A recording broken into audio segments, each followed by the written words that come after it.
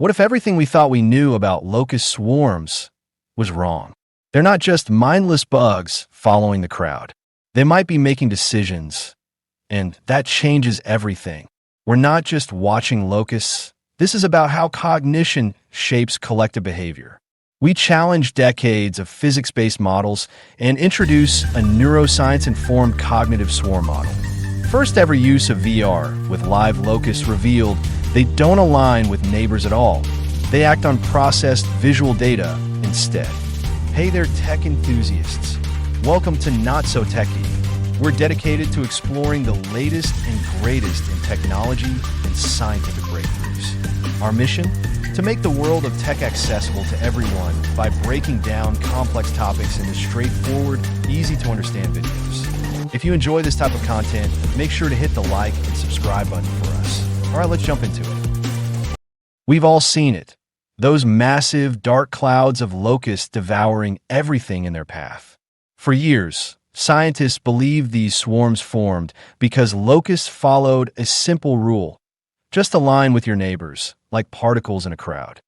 But here's the twist. That theory might be completely wrong. Thanks to a wild combination of VR technology, neuroscience, and a little curiosity, researchers discovered something shocking. Locusts don't just follow the flow. They think. They choose. And that means our entire model of swarm behavior is due for an upgrade.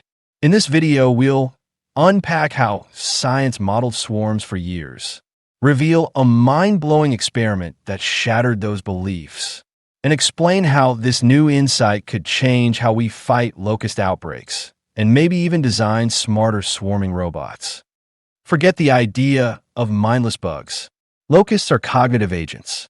In a groundbreaking VR experiment, scientists placed a real locust on a moving ball, immersing it in a 3D simulation of a swarm. Scientists expected it would align with the digital swarm. But in reality, it made independent decisions, sometimes turning sharply to follow one group, ignoring others entirely. If locusts can make decisions, what else can they learn to do? The VR setup allowed scientists to manipulate what a locust sees. When shown consistent directional movement, just a few projected locusts, the real one would often follow, even without a large group. They isolated visual cues and discovered locusts didn't care about density. They weren't aligning, they were responding to coherent visual flow. One well-positioned virtual locust had more influence than a whole crowd.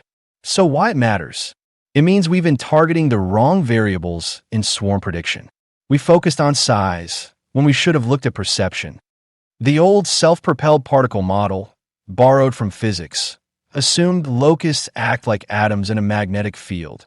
Bump into enough of them, and they align. But now, it's clear. Real locusts don't follow those rules. The flaw? Physics ignores cognition. These aren't particles. They're perceptual systems with goals. If locusts don't follow physics, how do they make decisions?